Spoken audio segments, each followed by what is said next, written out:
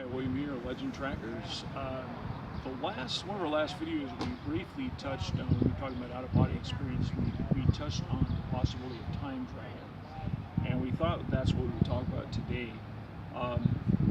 This is a highly controversial subject, and you are a big YouTube fan like I am. You'll see there are quite a few videos out there about time travel. There's a lot of fake stuff, of course, like there always is. And a lot of questionable things right in the middle. Some things are pretty hard to disprove. What I thought I'd talk about today is the ones which I believe are the real deal and what I know about it, which is not all that much as far as actually time travel or anything. But the most reliable sources I know for time travel are probably number one would be, there's a man by the name of Andrew Brishago, who is a lawyer by profession, but he tells about how he was recruited as a young 8-year-old boy to a project with a bunch of other young people the same age, and his father was already in the project. The project was called the Project Pegasus, and there was another one called the Montauk Project, and these were all about time travel. They were using enhanced devices to do the time traveling, and among the many things that happened to him, he actually produced a photograph that he said he was in, where he was at the Gettysburg Address. And if you look at the photo, it's a pretty famous photo. There's a young boy with shoes that are too large, a totally wrong haircut, jacket, very cold day in the foreground when the picture was taken with Lincoln in the background. And he explains that when he got there, he had no shoes, it was very cold, and this shoemaker gave him these shoes to wear. And then something happened at the time, displacement happened, he wasn't able to stay for the address, but his father was. But he has a lot of things to say on the subject. He did quite a bit of travel. One of the more, and I will say this on YouTube too, more notable things is one of his cohorts in the time travel project, he used to do him as Barry when he was a boy, and he identified him as being Barack Obama, as being involved in that project, so one of the time travelers. So that's just like I say, if you look it up at Andrew Brishago, look it up on YouTube and watch his stuff, and he has quite a bit to say on the subject, and identifies Barack Obama as a time traveler. So that's one thing. There's a famous case where, I don't remember the exact year, but it was past 1900, where a man suddenly appeared and was killed by a car. And then they looked at him, when they looked at the body, they couldn't identify the man. All they found on him was they found some old, I think an old letter and some coins and like a stamp or something else, and an IOU was from the 1800s. And they looked at the man's identity. They found out in whatever year it was, I think it was something like 1887 or something like that, that he had disappeared and his family never saw him again. And he somehow appeared in this time past the 20th century and was killed in an accident. So, like I say, the real stories are out there. There's another fellow, and I have to put this story in the questionable mark, but it's interesting enough to watch, where if you go to YouTube and put up interviews with time travelers, you'll see a man who has a whole different website and YouTube things, videos and things. Most of it's about our freedom and the Second Amendment thing, which is something I'm really into. But he said that he received an email from a man who was a time traveler and wanted to talk to him.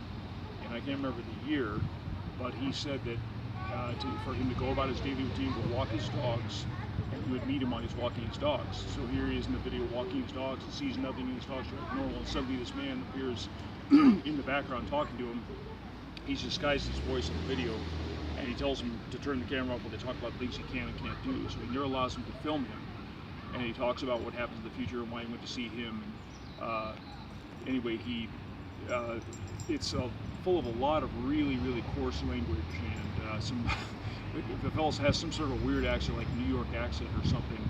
And whether or not that's real, I don't know. It depends on the integrity of this man. I'm not questioning his integrity, but he swears in the video that the man disappeared. That just before his eyes actually evaporated. So he had some pretty strange things to say too. I said it's very, it's not for kids. Okay, if you like I say, if you want to hear this, like I say, what they talk about, he uses very coarse language and talks about some really extreme sexual stuff. And So it's something you like say you use fair discretion when your discretion when you watch that. But now, as for the only things I really know about time travel are that it is possible to do, and you don't need machines to do it. I know that much. Have I done it? No, I haven't. I've done it in an out-of-body state, but not in the physical. But it's possible in the physical to time travel. I imagine it's probably pretty dangerous, probably pretty risky to do it. One man that I know is telling the truth and he talks about it and does it spontaneously, and that's Whitley Strieber, who wrote the book Communion. If you read his books called Breakthrough and The Secret School, he talks about spontaneous time travel that he does, and he remembers seeing himself as an older adult, as a young boy in school, and running into himself, etc. So, and I believe that he's being truthful. I think he's a man of great integrity. But let's say read those books, Breakthrough and Secret School, where he talks about that. Anyway, but that's what I know about it. I believe it's real, and one of the things we need to remember also is that time is not a physical entity. Okay, time is simply a measurement, like miles and inches and meters and things. It's just something we use to measure the day and measure the sun going up and going down. But time itself is not a physical thing. It does not exist. Time never started because it never actually existed. Therefore, that's why we're not limited by time. Okay, now how to do it, I don't know. Would I time travel? Sure, I'd love to. I'd probably love to go back to myself as a 16-year-old and see myself and slap the hell out of myself for being stupid like I was when I was 16. But oh, I'll be right there with you, buddy. Speaking of which, that's another thing also. People who time travel, and this is something Andrew Bashago said too, if say I wanted to go back to myself as a 16-year-old, straighten myself out, my dumb ass thin out, and point myself in a direction where I could become rich. Okay, when I came back to this time, I'd still be this person. I wouldn't be rich or anything there. You would be creating an alternate timeline by doing that. So that 16-year-old version of me would go on to become tremendously successful and wealthy and straighten himself out and all this, and etc. And I would still be who I am right now. So I would, right here, would not benefit from that. No. But anyway, I don't know if Andrew has anything to say on that. You know, just reiterating on the whole time traveling thing. It's one of those things to where definitely want to research more about it, because I'm not going to say I'm a complete skeptic, but at the same time as I'm not a non-believer either. I definitely want to research more about something like this, and I definitely want to see if time travel to some people believe is real. I want to see what ends or means or technology that people, especially in the future, are going to try and create to make this more of a reality to people.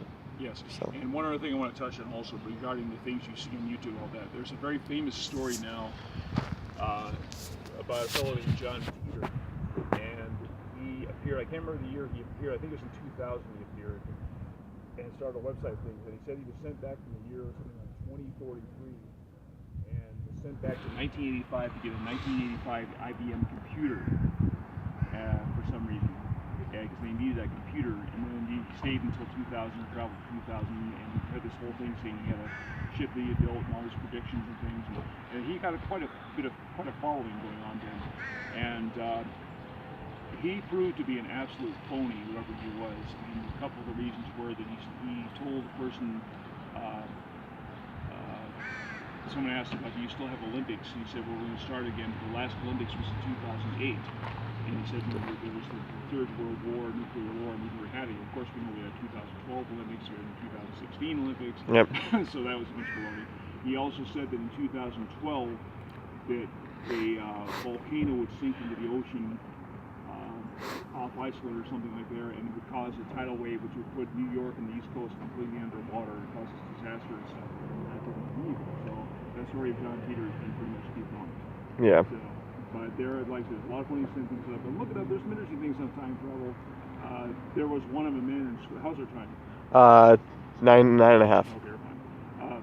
There was one of a man in Sweden who talked about the story about he crawled under a sink and went into found a light there, and he went back in this light, and he ended up seeing himself at age 70. And took a picture and had the man had the same tattoo and looked like him, and said, well, that proved I saw that video. For something. That wasn't true either. So, yeah, which is unfortunate. So, like I say, there's a lot of fake stuff out there. But it's an interesting thing to research because there's some real things out there. I believe there were real time travelers. There's a lot of evidence that H.G. Wells was a time traveler, simply because of his accuracy in the predictions of the future. There's been speculated that he was a time traveler. Another one, of course, Nostradamus. They talk about Nostradamus was distracted with some things that came forward. So, again, those are theories too. There are some good books out there.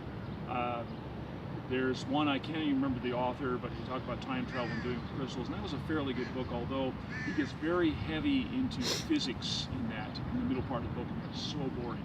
So I led the beginning of it, skipped over the physics, went to the last part of the book, because I didn't go neat stuff. The hard time in physics was really boring.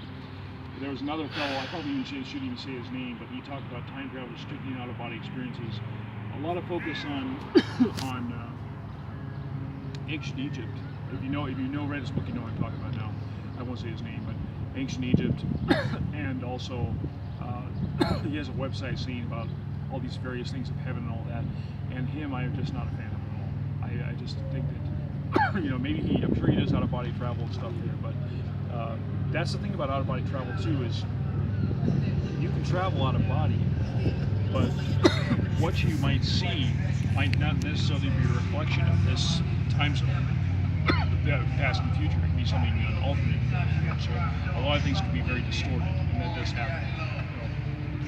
But anyway, that's all I have to say on the subject. Interesting research. Andrew Brishago, watch his stuff. Also, very good things about Mars. And that's all I have to say for now, unless Andrew has something else to add. No, I think we pretty much hit on the major subjects we needed to hit on. But anyway, like I say, we're still back here doing things, and hopefully we'll give you out some investigations soon. So, this is William and Andrew for Legend Dragons Just Beyond, and signing off. Bless the be, guys. Bless be. All right. I'm going to get that title and be ready, and then we'll go on to... Stop.